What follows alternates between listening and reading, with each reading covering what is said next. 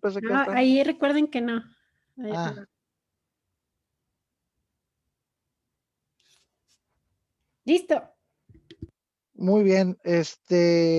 Pues continuamos entonces con esta reunión número 99 del Círculo Ludocratiano de Horror. Los invitamos a todos nuestros amigos de Latinoamérica y del mundo a acompañarnos en esta plática que vamos a tener sobre un cuento del excelentísimo, muy conocido autor Rubén Darío, sobre todo por su obra poética, que es La extraña muerte del Fray Pedro. ¿Sí? Este cuento lo pueden encontrar en la liga que pusimos en el evento, a la página del Espejo Gótico, también una página que pues ya por ahí otras veces hemos recurrido a ella, ya que tiene buen acervo de obras. No sé quién que nos quiera comentar alguna sinopsis muy breve, es un cuento muy breve sobre esta historia. Realmente en pocas palabras se puede resumir. ¿Algún voluntario? Y que nos quieran hablar también del autor, a ver si tiene algún dato por ahí. Santiago. Perdón. Bueno, pues Rubén Darío también es más o menos contemporáneo de Rómulo Gallegos y también fue político. Bueno, se podría decir que fue como que cónsul. Él era de Nicaragua, y nació allá también por finales de los 1800. Es uno, como dijo Isidro, pues es más que nada conocido por su obra poética, era un poeta, viajó mucho, conoció a personas importantes, entre ellos políticos americanos muy importantes como fue presidente Teodoro Roosevelt. Eh, de sus obras más destacadas, que pues bueno, todos los que somos mexicanos y que pasamos por la SEP, ¿no? Yo creo que está el viaje a Nicaragua, que es una también como noveleta. Tenemos el poema Azules y otros mitos. Y les recomiendo mucho Poema de Otoño y otros poemas. Es un librito muy chiquito de poemas, pero los entrelazan ahí como con pedacitos de historia, no solo de Nicaragua, sino de todo el mundo. Como les decía, él viajó por todos lados porque pues fue, eh, vaya, era del cuerpo diplomático de Nicaragua y creo que inclusive conoció al famosísimo Porfirio Díaz. Eh, Hay un poema, a ver, Azul. azul, azul. Rubén Darío fue uno de los poetas más conocidos por sus innovaciones estilísticas dentro de la corriente del modernismo. Él no trajo el modernismo a México.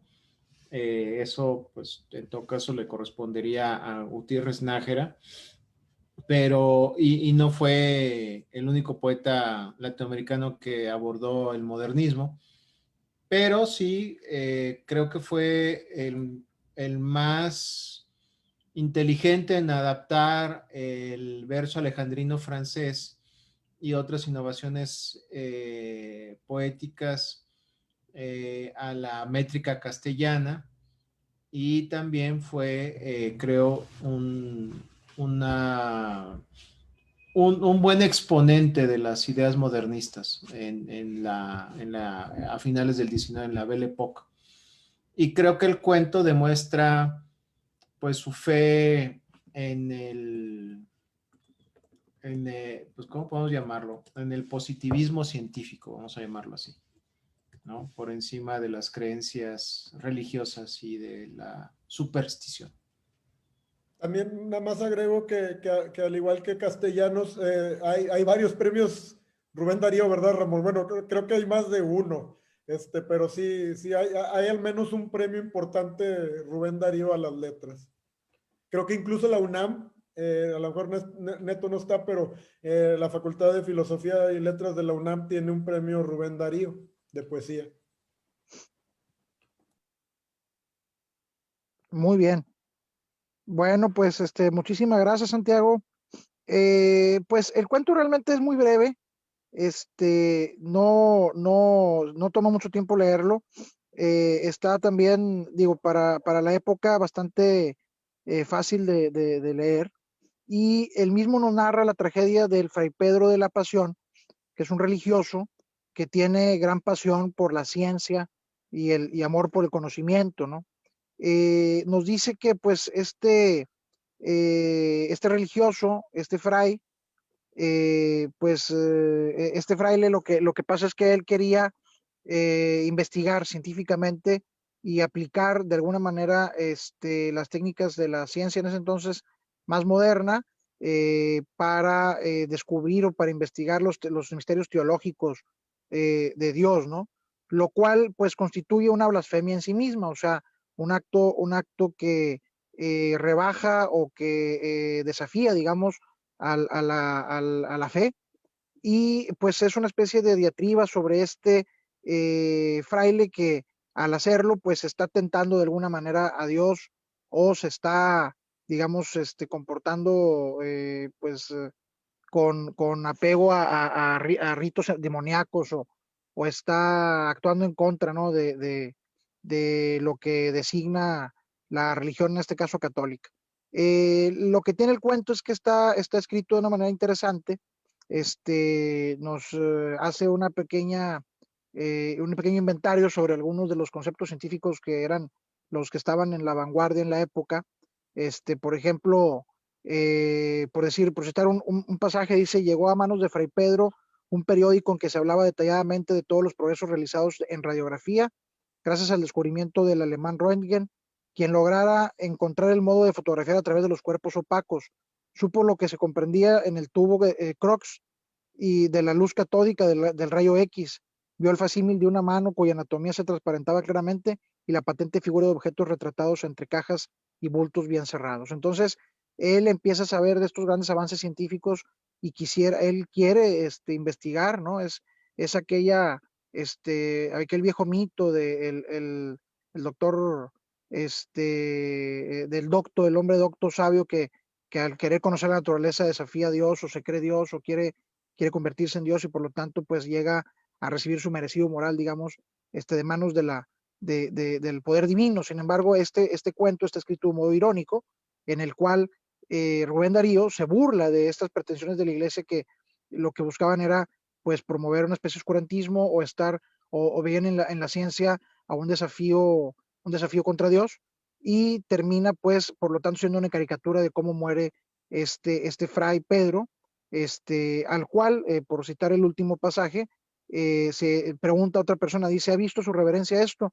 Dijo su señoría ilustrísima, mostrándole una revelada placa fotográfica que recogió del suelo y en la cual se hallaba con los brazos desclavados y una dulce mirada en los divinos ojos la imagen de nuestro Señor Jesucristo. O sea, al investigar y empezar a comprar para tener ahí en el convento o en el monacato fraile dispositivos tecnológicos que para hacer sus investigaciones, termina por radiografiar o tomar una fotografía al mismísimo Jesús de Nazaret, y eso lo mata, ¿no? Entonces lo interesante quizá del cuento es que a diferencia de otras obras clásicas en el mismo tenor, no es que él al buscar conocer o digamos emular a Adán comiendo el fruto del árbol del conocimiento, a través de la investigación científica logra invocar al diablo, ¿no? O incluso por verlo de un modo Lovecraftiano, no es porque alguien que cruza los límites del conocimiento humano o hasta donde el humano puede conocer logra meterse con fuerzas que están más allá de nuestra comprensión y por lo tanto desatar el caos en la tierra, sino que consigue fotografiar a Cristo y eso lo mata, lo cual es, en el sentido irónico que lleva el texto, bastante curioso, porque entonces quiere decir que logra conocer a Dios y eso hace que él no consiga seguir viviendo, ¿no? Y no deja de tener un elemento Lovecraftiano, que es que cuando se rebasan los límites de este conocimiento, pues esto redunda en perjuicio del que lo hace. Vamos a ver. Bueno, ya por ahí Octavio se había ofrecido, pero ya no había visto yo los comentarios, una disculpa. Estaba viendo el texto. No sé cómo si quieran comentar por ahí a comentar algo adicional, adelante. Octavio, ¿vas a comentar algo? No, pero si ya iniciamos la discusión del relato, igual puedo hacerlo. Sí, adelante. Octavio, podrías dar, así, es que estuvo bien la sinopsis que dio Isidro, pero podrías dar una, porque dijiste que ibas a dar una sinopsis, es que sí lo leí, pero se me olvidaron unos puntos de antes de lo que mencionó Isidro, del cuento, no sé, era en la mañana y estaba bien apendejado cuando lo leí. Sí, si quieres volverle tú a relatar, o sea, como quiera para tenerlo más fresco. Sí, por favor. Ajá, iba a decir que si eso fue en la mañana, entonces ¿por qué no ha variado? No, de hecho Isidro lo relató bastante acertadamente, o sea, están los puntos importantes. Tenemos por ahí el religioso con ansia de conocimiento, y tenemos por ahí cómo en primera instancia pareciera que la iglesia misma le provee los medios necesarios para poder proseguir con sus investigaciones, desde la biblioteca, inclusive algún instrumental por ahí. Y básicamente la anécdota pues es esto, querer conocer acerca del descubrimiento de la radiografía, de poder ver qué hay detrás del humano al ver los huesitos de la mano, de fotografías o radiografías de la mano. Empieza a cambiar su chip, preguntándose qué pasaría si esos mismos avances médicos le servirían para comprobar la existencia de Dios. Aquí hay que recordar que pues ya desde el inicio nos dijeron que realmente el experimento dio como resultado que muriera, probablemente de un paro cardíaco. Y pues eso, de que un día se le ocurre hacer una especie de radiografía de una hostia, que revela lo que ya comentó Isidro. Por ahí una imagen de Cristo, del Dios, que no pudo resistir ver y que finalmente lo llevó a la muerte. Entonces, pues, es que sí es muy básico en sí, en su planteamiento. Lo interesante no es tanto el texto, sino todo lo que implica el texto en sí, pero eso ya entra más parte como comentario que como sinopsis del relato. Muchísimas gracias, Octavio. Por ahí alguien se apuntó para algún comentario. No veo por ahí a nadie. Si alguien quiere comentar algo, adelante. Pues ya que ando aquí igual. Adelante. ¿O quieres tú, Morgan? Muy bien. Dale, Octavio. Decía que Déjate se me antes hace...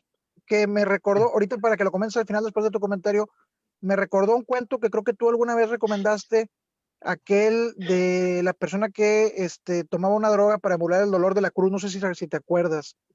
Y Se que ese sí llama era de horror cósmico. Ia Lama Sabactani, y es de William Hobson, si mal no recuerdo, que dimos una cuaresma. Exacto. Para que si gustas al final después de tu comentario, si nos hace alguna referencia. Ok, sí, yo lo que iba a comentar aquí al respecto de este relato es que básicamente se me hace muy interesante cómo Darío, representante del modernismo que ya vimos, utiliza de hecho una forma hasta cierto punto antigua para hacer esta crítica a la iglesia, porque obviamente en un sentido del texto podría interpretarse como una especie de alegoría acerca de la búsqueda de conocimiento y el castigo que este conlleva. Sin embargo, en manos de un representante del modernismo, esto ya adquiere otro significado, y es, como tú decías al inicio, pues una crítica respecto al oscurantismo que la iglesia pretende por lo regular imponer en sus súbditos. Entonces, él, a través de esta forma decimonónica típica de contar relatos fantásticos, que es decir, el relato enmarcado, que aquí lo vemos como de una charla de dos personajes se deriva luego la anécdota principal del cuento, que es el típico sí, nos quedamos atrapados una noche en una casa en Ginebra, la lluvia no nos permitía salir y entonces bla, bla, bla, bla, que es antiquísimo en cuanto a técnica de hacer literatura de horror. Entonces, está padre cómo hace eso de tomar esa forma arcaica para digerir o dirigir una crítica contra, pues bueno, una actitud o una práctica de todos conocida de la iglesia, que es a menor iluminación, mayor dominación. Entonces, me gustó mucho eso por parte del relato. Y sí son evidentes algunos ecos del modernismo por ahí. Creo que utiliza alguna frase que ahorita se me fue perdón, se me olvidó, donde habla acerca o introduce un cierto, no me acuerdo si es algo en latín o en francés o algo, que pues bueno, es una de las características del modernismo, romper con los modelos tradicionales y adoptar influencias de autores extranjeros para efectos de generar una poética o una narrativa que se sintiera nueva, que es lo más destacable que se me hace este relato. El ejercer esa crítica a través de un modelo arcaico, que pues al final de cuentas sí acaba proponiendo algo, ¿no? Ya del tema en sí, hay algo problemático cuando metes algo religioso en un contexto de un texto fantástico, y es que un texto fantástico por lo regular no admite una explicación que esté basada en lo que podría considerarse un milagro. Entonces, en este caso, creo que no, creo que se puede brincar o se puede obviar esa regla de negación de lo fantástico, porque pues a la vez constituye una crítica contra ese objetivo, ¿no? Pero sí me parece interesante ese tema de la aplicación de recursos científicos para tratar de dilucidar o comprobar, en este caso, la existencia del Dios, que es, como comentabas, Isidro, muy similar a lo del relato este de William Hodgson, en el que a través de una droga, por así decirlo, un ser humano de la época moderna lograba conectarse con el momento exacto en el que Cristo fallecía en la cruz. A través del dolor generaba una conexión que le permitía experimentar ese dolor del creador, con efectos catastróficos en el plano real, porque generaba una explosión terrible, que luego por ahí involucran a algunos científicos que querían utilizar eso como arma. Pero aquel relato tenía un cariz muy satánico, porque al final de cuentas lo que revelaba detrás del rostro transfigurado del Cristo era una especie de posesión satánica sobre el cuerpo, lo cual lo hace blasfemo completamente, muy apropiado para leer en Semana Santa. Y pues bueno, aquí en este caso no va tan lejos Darío, lo cual pues bueno, tampoco es como que necesitaría haber ido tan lejos. Funciona como una crítica, que es lo que pretendía hacer, y pues bueno, nos presenta por ahí cómo puedes utilizar esos elementos viejos para generar algo en contra de ellos mismos, lo cual está padre. Muchísimas gracias, Octavio. Adelante, Morgan. Sí, bueno, a mí también me gustó mucho el relato, me recordó ese de Hudson también. Pero no supe ya al final si era una crítica realmente. O sea, me encanta eso cuando mezclan la ciencia para demostrar la existencia divina o del más allá, lo que sea. Eso es un tema que me gusta bastante, pero al final, o sea, yo pensaba, ok, es una crítica porque el padre no puede leer, porque tiene que estar dominado y tiene que rezar, entonces empieza a estudiar y se va alejando de la religión clásico. Pero al final muere demostrando que sí existe Dios. O sea, su radiografía de la hostia le da una imagen de Dios. Entonces, eso es como que no es una crítica. Bueno, a mi punto de vista, yo esperaba, no sé, algo más satánico, ¿no? Pero sí, o sea, me dejó perpleja ese final porque no entendí bien el contexto. O sea, está interesante, está fantástico. O sea, y obvio sabemos que si le sacas una radiografía, una hostia, no va a aparecer una imagen de Dios, pero se me hizo interesante ese final. Y como dice Octavio, o sea, no le causó, o sea, la radiografía tampoco le dio una reacción que lo matara, porque pues, las radiografías pueden dar cáncer, pero en muchos, muchos años. Entonces, se impactó de sí descubrir algo, ¿no? O sea, de tener esa, pues, prueba de la existencia de lo divino. Entonces, me gustó. Yo le pondría un 9 porque no fue una crítica completa. Muchas gracias, Morgan. Adelante, Ramón. Lo que dice Morgan es interesante también lo que hizo Octavio, porque lo que pasa es que el modernismo se quedaba a medio camino. O sea, no eran futuristas italianos, es un movimiento estético de la época de entreguerras de los años 20 del siglo pasado. No eran decadentistas, pero casi. Huysman y Oscar Wilde pues no serían modernistas, ¿no? Sino ya están en la corriente extrema, en el dandismo o en el decadentismo.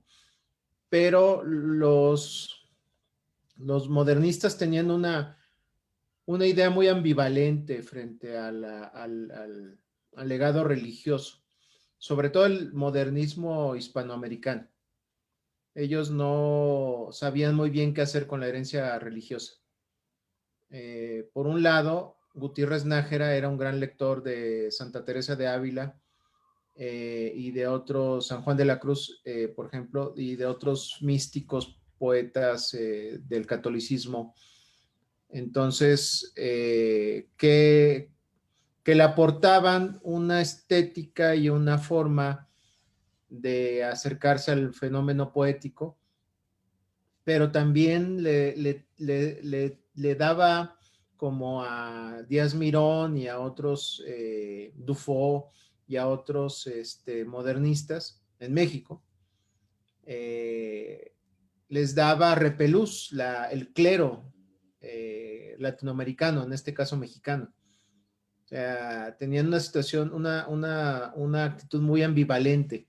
Y ya el hecho de someter a una hostia, a un proceso científico, mecánico, científico, ya era herético, porque estabas vislumbrando un secreto, el secreto de la comunión, uno de los secretos más importantes del catolicismo. Entonces, eso ya en sí era problemático, pues yo no dudo que cuando alguien haya leído este cuento en alguna velada literaria a principios de este siglo, pues habrá algún desmayo y alguien que haya dicho esto es herejía y que haya amenazado con el bastón a don Rubén. Entonces, Rubén Darío pues compartía esto, esta ambivalencia,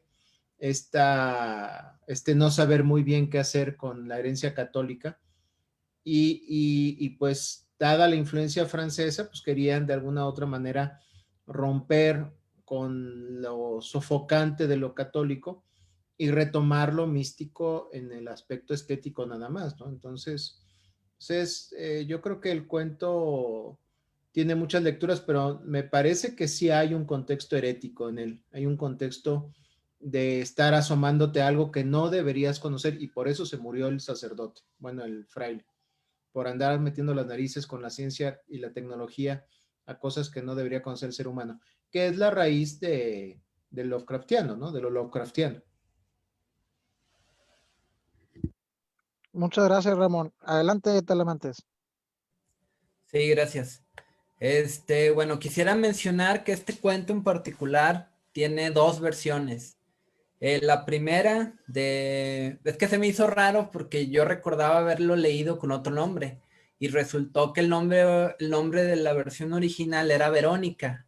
¿Por qué se llama Verónica? Quédense con la duda tantito, ahorita se los digo. Esta primera versión, titulada Verónica, es de 1896 y la otra, la segunda, si mal no recuerdo, es de 1913. Entonces, si se fijan, hay una buena cantidad de años entre las dos versiones. ¿En qué se diferencian? Básicamente tratan de lo mismo, nada más el fraile original se llamaba Fray Tomás de la Pasión.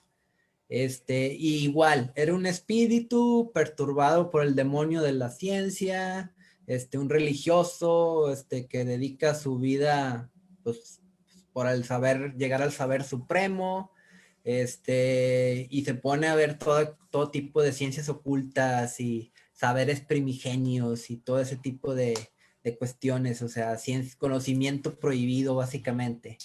Entonces este Fray Tomás se entera de la invención de los rayos X, pues que a finales del siglo XIX pues estaban ahí en boga, y pues su mente ahí se desboca completamente, y pues comete la blasfemia de querer sacarle una fotografía a la Sagrada Hostia. La otra diferencia entre este cuento es que cuando dice que cuando ven la imagen en la placa de los rayos X, dice que con los brazos desclavados, y dice que Jesucristo tiene una terrible mirada en sus divinos ojos. Y en el otro cuento que nosotros leímos, dice que su mirada es dulce. Entonces ahí como que Darío evolucionó un poquito en sus ideas religiosas.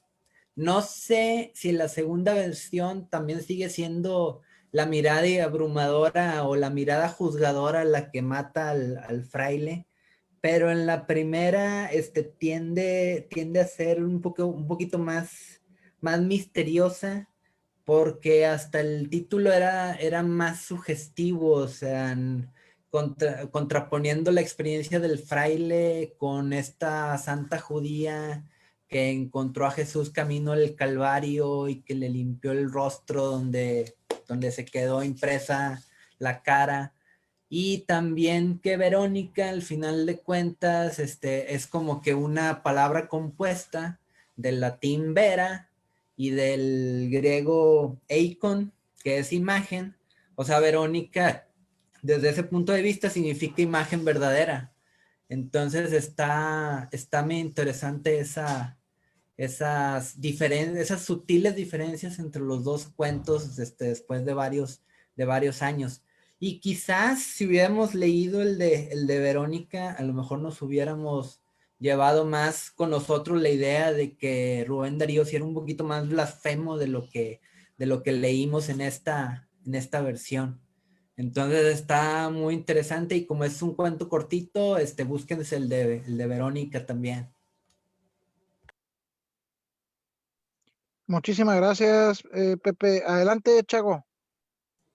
Pues me pareció muy interesante lo que dices, Pepe, porque yo la verdad a Darío lo conozco, pues pura poesía, y fue atorada en la escuela, así de que, y la verdad, lo que dice Ramón es muy interesante porque, y lo que dice Pepe, o sea, en realidad era blasfemo porque Rubén Darío era católico. Y tan es así que, por ejemplo, en el poema Divagaciones, bueno, yo no soy bueno con la poesía, pero dice: mis ojos espantados han visto, tal ha sido mi triste suerte, cual la de mi Señor Jesucristo, mi alma está triste hasta la muerte. Hombre malvado y hombre listo, en mi enemigo se convierte, cual la de mi Señor Jesucristo, mi alma está triste hasta la muerte. Desde que soy, desde que existo, mi pobre alma armoniosa vive, cual la de mi Señor Jesucristo, mi alma triste hasta la muerte. Entonces, si tú te vas a la obra de Darío, en realidad tiene muchos poemas que menciona a Cristo, que menciona estas tendencias francesas de la época que luego se consideraron anticuadas. Qué curioso que digas modernismo, y el modernismo luego los vanguardistas lo consideran algo anticuado, algo detestable. Y hay gente, volvemos al caso del escritor que discutimos hace rato, que los admira y que no tienen mucho que ver, como es el caso de García Lorca, como es el caso Octavio Paz. Escribió un libro acerca de Rubén Darío, y pues estamos hablando que Octavio Paz, otro premio Nobel, nuestro único premio Nobel mexicano de literatura, lo idolatraban, pero incluso Neruda decía de que era como que kitsch, como que la obra de Darío es kitsch, es medio de mal gusto, y eso es lo que me gusta de la obra de Darío.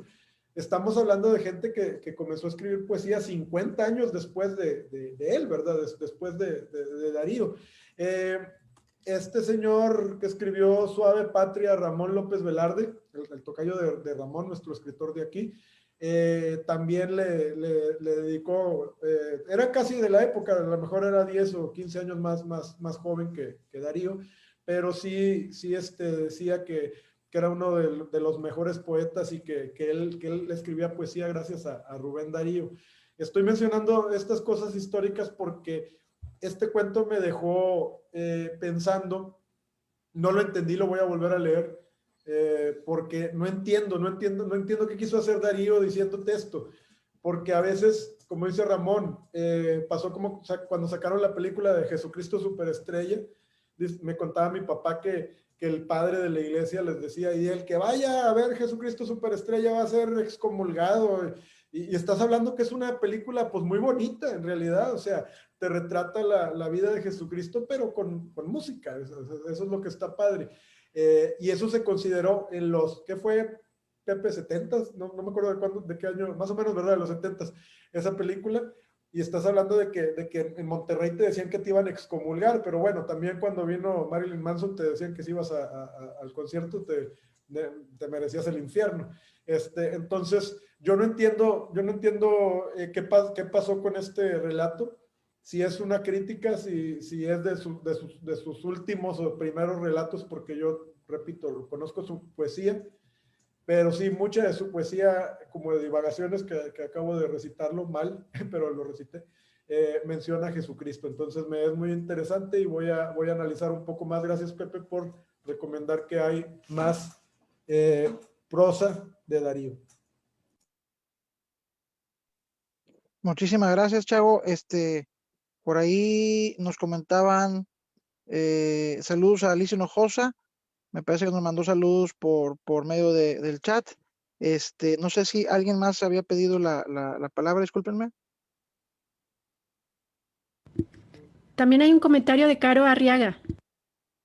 Vamos a ver. Ajá. Caro, tal vez lo hizo a propósito.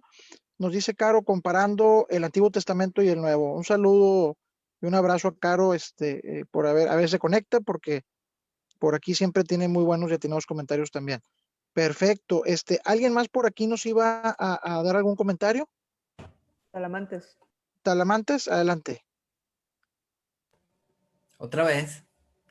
¿No? Ya, ¿Sí? ya No. di un comentario. Pero bueno, lo no. voy a calificar, le voy a poner un 8.5. Muy bien, muchas gracias. ¿Alguien más nos va a Que pasar al calificación? de Verónica sí le hubiera puesto 9. A ver, Ernesto, adelante, Ernesto.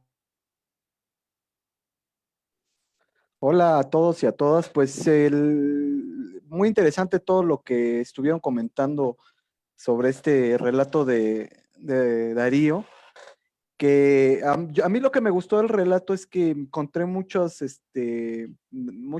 reminiscencias de toda esta influencia que tuvieron los modernistas, tanto de los, por ejemplo, en el caso de Rubén Darío, pues de los románticos, ¿no? Ahí se notan las influencias de los románticos. También pues de los simbolistas, muy, muy fuerte, y de su propia generación. Recuerden que él fue parte de una gran generación, entre los que está Manuel Machado, por ejemplo, o Valle Inclán. Y también encuentro reminiscencias extrañamente de muchos literatos a los que Rubén Darío admiraba. Por ejemplo, Poe o el Conde de Lautremont.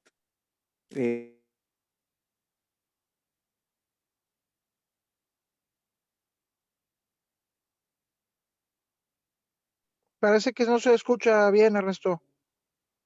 Se trabó. Se perdió el sonido. Se te trabó, Ernesto, por ahí la imagen. A lo mejor fue algún pequeño problema técnico. O estamos recibiendo sabotaje divino por hablar de estas cosas blasfemas, ¿verdad? De repente en lugar de Ernesto sale ahí un Jesús desclavado con la mirada dulce o enojada, dependiendo de la versión. Perfecto. Bueno, no sé si alguien más tenga algún comentario en lo que a Ernesto lo dejan las fuerzas angélicas en paz. ¿Nadie más? Yo de repente vi ahí una cara, pero era Nora, porque se cambió, dije, ya salió Jesucristo ahí en lugar de Ernesto. Bueno, Mariana, ¿algún comentario? Bueno, pues a mí me recordó mucho el cuento, así como mencionaba Octavio Morgan, el cuento que habíamos leído, pero también, si se acuerdan, el de Janet la Torcida, porque también el padrecito en cierta manera leía mucho. Este padrecito, curiosamente, también leyó mucho de cuestiones así oscuras.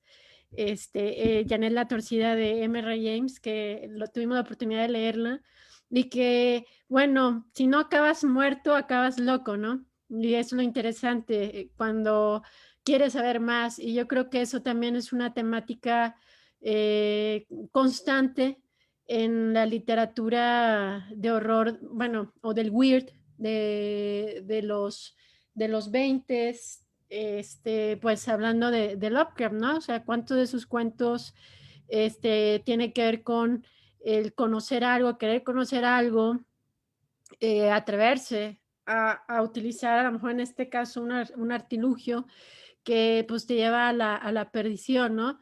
Y no sé por qué se me vino esa escena de esa película que no debí de haber visto, que sale un Jesucristo así en CGI. ¡Ah! Una película mexicana que acabo de ver.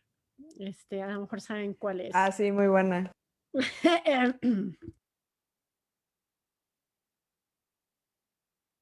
Increíble, la mejor película de la historia mexicana. ¿Cuál, Mariana? ¿Cuál? ¿Cuál? Nombres, queremos nombres. Excelente película mexicana, la mejor. Y esa que pusieron en el chat es pésima, discúlpenme. Voy a agarrar un camión a la Ciudad de México, Ernesto. Y voy a ir a hacerte algo. No diga nada, por A favor. lo mejor fue el Jesucristo en CGI. Así. Oye, yo quiero saber qué tiene que decir Morgan acerca de eso de que vas a venir a hacerme algo. Por tu comentario lo Digan mereces. el nombre de la película, hombre. Ya. Mejor hablemos de otras cosas. Perfecto. Que termine Bueno, Ernesto su comentario. Es lo que iba a decir, sí, exacto. Adelante, Ernesto, por favor. No, pues les iba a decir que Rubén Darío trabajó varios temas muy obsesivos que tuvo, tanto en su poesía como en su prosa, y los trabajó de manera extraordinaria, por eso influenció a tanta gente. Uno de esos temas, pues como ustedes lo saben, era la cuestión del exotismo. Otro de ellos muy importante fue el erotismo, pero uno también muy importante es el del ocultismo. Rubén Darío le gustaban ese tipo de temas y los trabajó también. Y como decía antes de que me sacara el internet, él admiraba mucho a Poe, a Lutremont y a Verlaine y a otros de los poetas malditos. Y eso es lo que me gustó mucho del relato, que veo la influencia de ellos ahí y de la manera en que los modernistas escribían, que es lo que hizo Darío en este cuento. O sea, este cuento es ambiguo también, igual como muchas de las cosas que escribía. No tiene una claridad tan fuerte como tal vez a muchos nos gustaría. Entonces a mí me pasó lo mismo que le pasó a Santiago, o sea, yo tampoco supe bien como que exactamente por dónde fue el cuento, ¿no? O sea, si es una historia de un padre que está buscando el conocimiento, ya lo dijo Ramón ahí muy acertadamente, una de las semillas Lovecraftianas, ¿no? Se está metiendo con cosas que no debe saber. También podemos entrever, porque es ambiguo, una crítica a la religión, a la cerrazón de la religión. Es decir, el cuento es polisémico, da muchas caras, puedes encontrar muchas cosas. Y yo creo que de ahí, entre eso y la renovación estética del lenguaje que tenía Darío, son las cosas que creo que podemos rescatar del cuento, más allá de la historia, porque yo no sé si ustedes concuerden conmigo, pero yo soy de la opinión de que la historia es bastante sencilla. O sea, no es una historia muy complicada ni muy trabajada como hemos leído aquí otras. Realmente es una historia muy sencilla, pero lo bonito de la elaboración, como ya lo repetí, es pues ver la impronta del modernismo, ¿no? Entonces yo no me encantó el cuento, sinceramente no, pero porque es el maestro Rubén Darío, yo le voy a poner un 9. Muchísimas gracias, Neto. ¿Quién más tenemos por ahí? ¿Algún comentario? Nora, ¿algún comentario? Si no, pues ya para ir calificando. Hola, buenas noches, gracias por considerarme. No, me encanta escucharlos y todo, y toda esta parte pues de lo que se habla de la radiografía, ¿verdad? Y todo esto, y me recuerda mucho esta película en donde se traspasan los papeles y todo. Y la verdad es que, no sé, hoy estoy como muy de audio, escuchándolos con mucho gusto, viéndolos con mucho gusto. Me ha gustado y sería lo único que podría decir. Gracias por darme el audio. Muchas gracias a ti, Nora. Bueno, pues si gustan pasamos a calificar. Ya por ahí, acá en Super Chat, ya calificaron Ramón y Mariana, ¿verdad? Ah, O bueno, calificó Mariana, falta Ramón, Tengo estas ¿verdad? calificaciones, Ajá.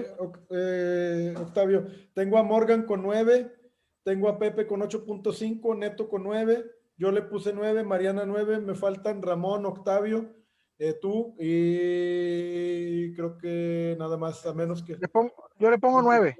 9. Ujú. Yo le pongo un 7. Coincido con Ernesto. Bueno, coincido con Ernesto que no es un gran cuento como quiera. Me gustan los temas que trata, por cómo lo hace. Pero bueno, no personal, no por ser Darío, yo le voy a dar más de un 7, 6. Pero pues se queda con el 7. Muy bien. Yo quiero comentar una cosa más que me ha remontado al Sagrario de Turín, ¿no?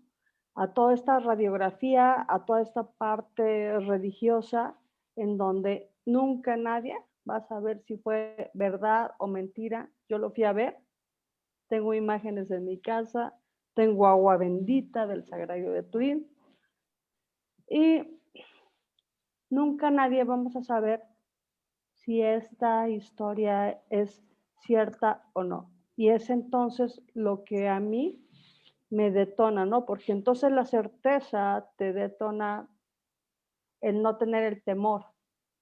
Pero si no tienes certeza, sigues indagando y viendo qué es lo que está sucediendo. Y entonces yo tengo de verdad imágenes acá impresas del Sagrario de Turín y todo esto, de que si Jesucristo y quién sabe qué, y quién sabe cuántas veces al año puedes ir a Turín y ver ¿no? Y Turín es un lugar muy particular, entonces todo esto me ha remontado a ello, hacia la radiografía, que si retrató, no retrató, porque esta sí es una historia verídica, ¿no? En donde por años se ha estudiado, al final dijeron que no, después dicen que sí, hay muchos devotos. Y lo curioso es que yo tengo un botecito de agua bendita del Sagrario de Turín. O sea, yo digo, yo no soy tan así, pero pues no soy así, pero acá está. Entonces es la única reflexión. Gracias por el comentario. Buenas noches.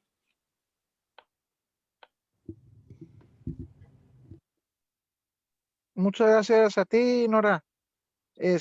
Muy bien, entonces, ya había dicho yo mi calificación, le pongo 9. Creo que ya dijo Octavio, no sé si faltaba alguien, Santiago.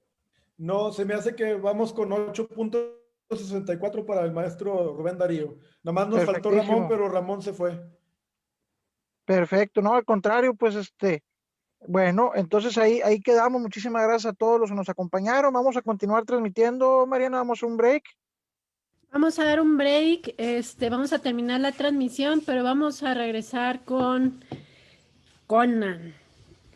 Conan Big, muchísimas gracias. A ver, Entonces antes seguimos. de terminar, Ramón, ¿calificarías este relato? ¿No? Sí, pero los modernistas y yo en prosa no nos llevamos bien, en verso sí. Entonces le pongo un 8 porque el estilo, pues la verdad ya no me gusta mucho el estilo de los modernistas. En prosa. En prosa. En prosa. Entonces le bajó ligeramente la calificación a 8.56. Bueno, entonces vamos al break y una pausa comercial y retornamos. Ok, nos vemos en 5 minutos.